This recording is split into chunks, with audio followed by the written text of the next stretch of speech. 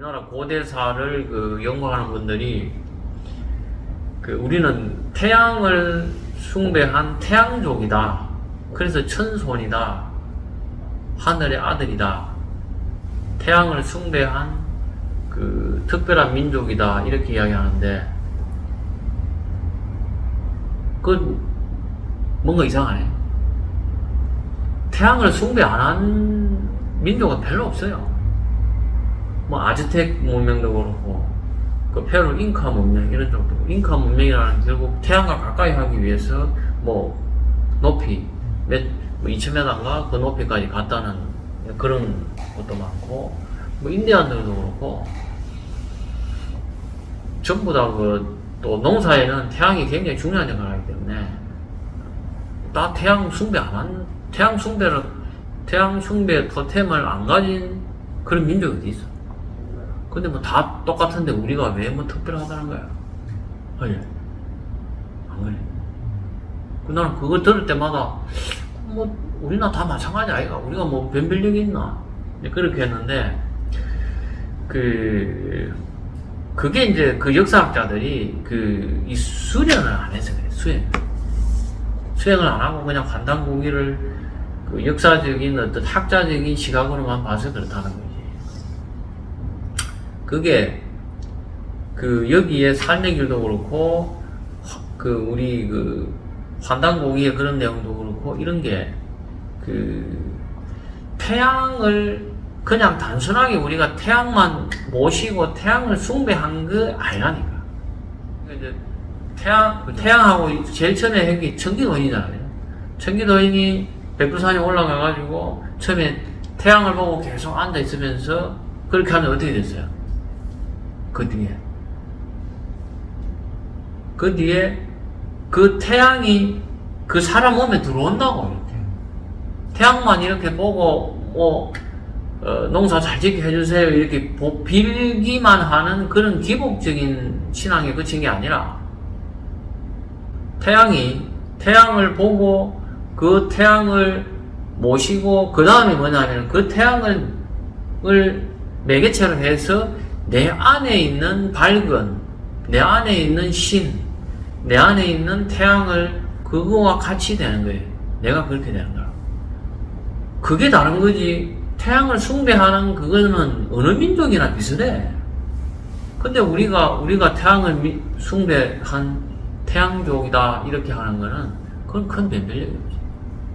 태양을 숭배만 했을 뿐만 아니라 그 태양을 매개체로 해서 내 안에 밝음을 끌어내서 내가 그런 내 경지까지 올라갔기 때문에 그래서 우리 민족이 그런 수행의 민족이고 그래서 위대하다는 거지. 그죠?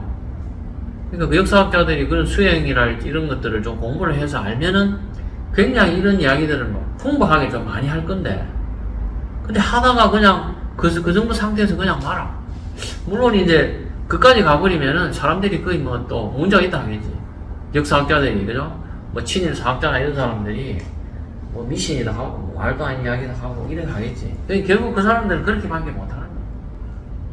그래서 이제 우리나라의 환단고기 같은 경우에도 그런 내용의 이런 것들이 수행과 관련된 것들이 내용이 거의 대부분이거든. 근데 이건 역사적인 것들만 가지고 그 지명이 어떻고 이런 것들만 파고드는데 실제로 그보다 더 중요한 의미는 그 안에 수행법이 녹아있거든. 그죠? 천부경도 그렇고. 나중에 그 천부경의 그 뒤에 말미에 보면은 본심, 본태양, 악명 이렇게 되잖아. 사람 안에 들어와 있는 그 본심, 본태양을 끌어올려서 여기에 있는 것들을 끌어올려서 여기까지 올라오면 밝아지잖아요. 끌어올리면은 인중천지 사람 안에 그 신이 들어온다. 그러면 어떻게 사람이 그래서 가장 귀하고 중요하고 크다는 거죠. 태일이라는 게. 우리가 홍익인간 하는 것도 그냥 널리 인간을 이롭게 한다는 것만 그게 좋은 거니까 그게 건국 이념이니까 우리나라 민족이 대단한 거야. 이것만 주주장창 이야기하는데 그것도 중요하지만 그보다 더 중요한 건 그 앞에 나더라. 그 앞에 일신광춘이잖아요. 하나의 신이 내한테 내려와서 또는 하나의 어떤 태양의 밝음이 내한테 내려와서 성통망명이나 내 안에 본성이 빛과 이렇게 통하게 된다. 그렇게 돼서 제세유화 그런 것들이 머물고 더 깊어지고 이 세상에 뭐 다스린다 할지 이 세상에 펼쳐진다 할지 그렇게 해서 홍익인간 사람들을 이롭게 하는 그게 홍익인간이지.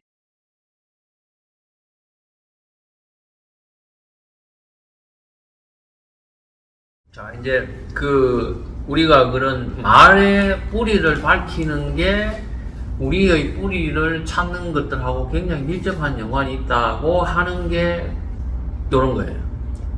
그 다음에 우리 말의 뿌리는 산스크리트어다고 했잖아요. 그죠? 산스크리트어가 신과 연결된 단어고 산스크리트어 자체가 하늘이랄지 수련이랄지 이런 것들하고 연결되어 있거든.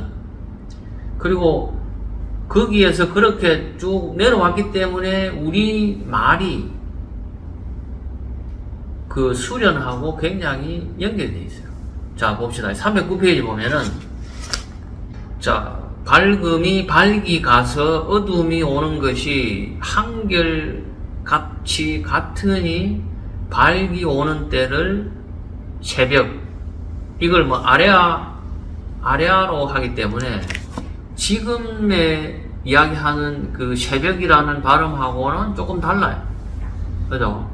그래서 아래아 발음상으로 보면은 약간 탁 끊어지게 혀를 안쪽으로 해서 새벽하는 이런 쪽이 거기 있어요. 어쨌든 그게 지금 없어진 발음인데, 그래서 의미는 뭐냐? 새로 밝음이 온다는 뜻이다. 새로 밝음이 온다는 뜻으로 만들어진 게 새벽이라. 아침에 오기 전에, 해가 뜨기 전에 그거를 왜 새벽이라고 했을까? 새벽. 벽이 뭐지? 새롭다 할 때 새자는 알겠는데 왜 벽이라고 했을까라는 거지. 그죠? 근데 그 벽이라는 게 밖에서 발전되어 온 단어가 벽이라는 거지. 그게 새벽 이렇게 된다는 거예요. 그러면 뭐냐? 결국 그 단어의 주체는 밝음이라. 밝음이 기준이 된다는 거야. 그러니까 그 밝음이 기준이 되기 때문에 우리 말이라는 게 수련하고 연결된 것들하고 항상 연결을 해서 의미를 찾아야 완전하게 그 의미가 온다는 게 그런 거예요. 그냥 우리가 그냥 일반적인 사람들이 소통의 어떤 이런 거로만 해가지고는 그것들이 발전의 어떤 그런 걸 추적이 거의 잘 안 돼. 하더라도 약간 불완전하고 미완성이지. 그래서 새벽이라는 걸 다는 거고, 자, 그러면 이제 낮이라는 그 단어가 나오게 된 것도 이 밝음이 나와서 뜨거운 빛을 내뿜고 낮, 이것도 지금의 낮이라기보다는 아래아 리언의 아래아의 사이 거의 시옷이죠. 그죠? 그래서 낮 이렇게 약간 끊어지게, 그래서 뜨거운 빛을 내뿜고 빛이 나왔다는 뜻이 낮이다 이라 하고, 그 다음에 저녁이라는 거는 빛이 서서히 가는 것, 빛이 서서히 저쪽 역으로 간다. 그래서 아쉽다는 의미가 저녁이라는 우리 말이 되었다는 거예요. 그래서 하죠, 그죠? 새벽이라는 거는 밝음이 새로 온다는 게 새벽이고, 저녁이라는 거는 밝음이 저쪽 역, 뭐 서쪽의 뭐 하늘, 저쪽 역으로 사라져서 아쉽다 해서 저녁이 되었다는 거예요. 그 다음에 밤이라는 거는 어두움이 오면은 밤, 즉 밝음이 없다는 뜻으로 밤이 되다. 밝음이 없다. 그래서 밝음, 밤 이렇게 밤이 된다는 거야. 그럼 결국 새벽과 낮과 밤이라는 게 그 기준은 그 밝음, 태양이기도 하지만은 그 밖이 오고 또 낮에 또 뜨겁게 됐다가 저녁에 또 가고 없어지고 하는 것들이 새벽과 낮과 밤이 된다는 거예요.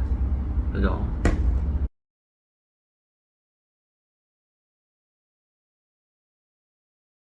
여기 보면 이제 봄, 여름, 가을, 겨울 이렇게 나와 있는데, 계절이라는 것도 그 밝음과 가까워지면 그 태양의 주위를 돌 때를 밝음을 가까이 뵙는다는 그 존어, 그 존경의 말의 뜻으로서 봄, 아레아 봄이라고 하고,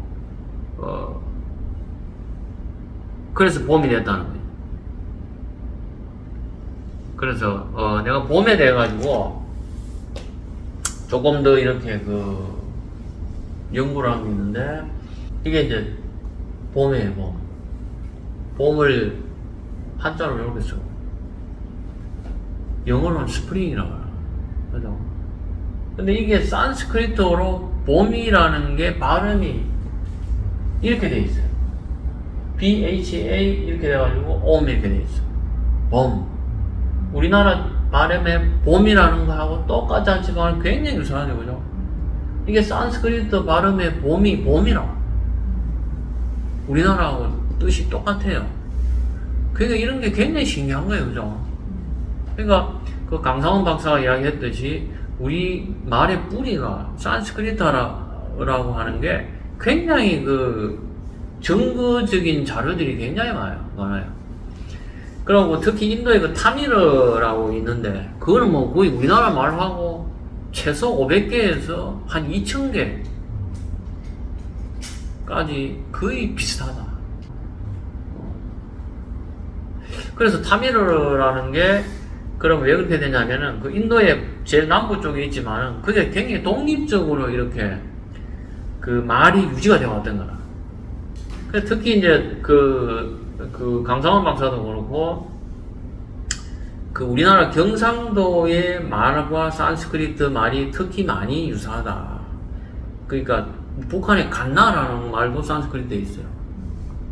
근데 이제, 북한 말도 일부 비슷한 것도 있고 전라도 말도 비슷한 것도 있지만은, 그런데 경상도 말하고 굉장히 유사한 게 많은 거는 왜 그런 것 같아요? 왜 하필 경상도 말하고 산스크리트 쪽에 많이 비슷한 게 아직도 많이 남아있을까? 왜 그렇겠어? 이 강상원 박사 같은 경우는 충청도 사람이에요. 여러 가지 중에 고집이 세는 것 같아요. 고집. 사투리를 가장 많이 쓰는 게 서울 쪽에 사는 사람들 중에 경상도 출신들이 많이 써요. 다른 지역 출신들은 많이 안 써. 서울 말을 이렇게 많이 바꿔. 근데 경상도 쪽 사람들은 노력도 안 하고, 노력해도 안 돼. 이게 어떤 생각의 구조랄지 자기 어떤 강한 고집이나 이런 것 때문에 안 되는 건데. 근데 내가 볼 때는 그게 수천 년간 그게 안 되라고 내려오는 거라. 다른 데는, 다른 지역은 굉장히 변화들이 적응이나 이런 것들이 잘 되는데, 경상도 쪽에는, 그러고 이게 또, 보면은 이게 또, 태백산맥이 이렇게 이쪽으로 이렇게 돼 있고, 산으로 이렇게 많이 밀폐되어 있는 것도 있고, 이동하기 어렵게 산이 많잖아요. 큰 산이 많고, 그 다음에 거기에 사는 사람들이 어떤 지역적인 특징이나 이런 것들, 여러 가지들이 경상도 말에 옛날 고대어가 많이 남아있는 근거예요. 타미르도 마찬가지예요. 자기들이 독립적으로 그렇게 유지했기 때문에. 그리고 봐요. 봄이라니까. 그래서 이게 이제 결국 이런 게 중요한 거는 우리 말의 뿌리가 산스크리트라는 게 현재 인도에도 없어진 말이거든. 그거는 부자랄지 재래 의식에만 남아있는 거예요. 일반적인 사람들은 산스크리트를 몰라. 산스크리트를 아는 사람들은 그 사람들이 브라만의 제사를 지내는 의식에 그거 담당하는 사람들이야. 일반적인, 그러니까 브라만이라 해서 다 아는 게 아니에요. 어떤 사람은 수행 쪽에, 어떤 사람은 제를 지내는 쪽에, 어떤 사람은 이런 쪽에 다 분류가 되어 있어. 그러면 산스크리트 쪽은 주로 이제 그 부자의식 이런 거 할 때 옆에서 그걸 막 읽어주는 사람이 있어. 우리나라 치면 뭐 옆에서 유세차 어떻게 하는 사람이 있지. 그거를 그 사람들은 산스크리트어로 해. 왜 산스크리트어로 하냐? 산스크리트 자체가 우주의 진동의 어떤 그런 거에 기반이 돼서 만들어진 단어이기 때문에 우주와 연결되는 힘이 있다. 우주와 연결되는. 그러면 우리 말도 그런 거야. 우리가 쓰는 말도. 그렇기 때문에 우리 말이 수행적인 어떤 이런 언어들이 많다는 거지. 근데 문제는 사람들이 수련을 안 한다는 거야.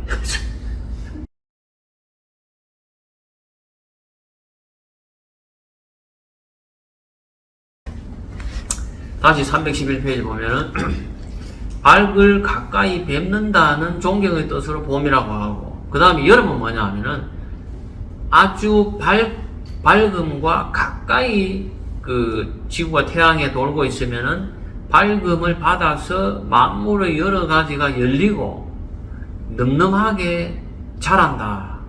그런 자란다는 고마움에 여러 가지 늠름해서 여름이라고 했다. 이것도 굉장히 재밌죠, 그죠? 그 다음에 또 가을은 이런 거예요.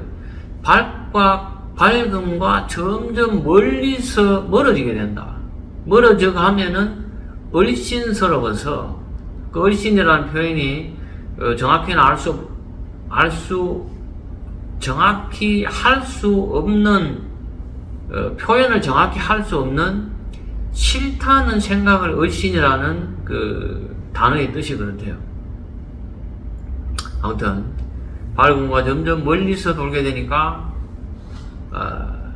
그런 얼씬스러워진다는 뜻을 가지고 가을이라고 했다.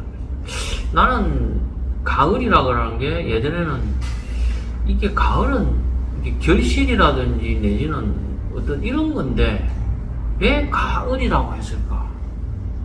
뭐 가올이라고 하든지 또는 뭐 가실이라고 하든지 뭐 이런 것이 돼야 되는데 가을 왜 가을이 됐을까 했는데 밝음이 가게 되니까 가게 되니까 얼씬스러워진다. 그래서 가을입니다. 그리고 이제 겨울은 또 더 재밌어요. 이게 겨울은 밖과 아주 멀리 있게 되면은 겨우 빛을 받게 된다는 안타까운 심정을 겨우 우리에게의 뜻으로 밝음을 겨우 우리에게 하는 겨로서 아쉬움을 표현하는 뜻으로 겨울이라고 했다.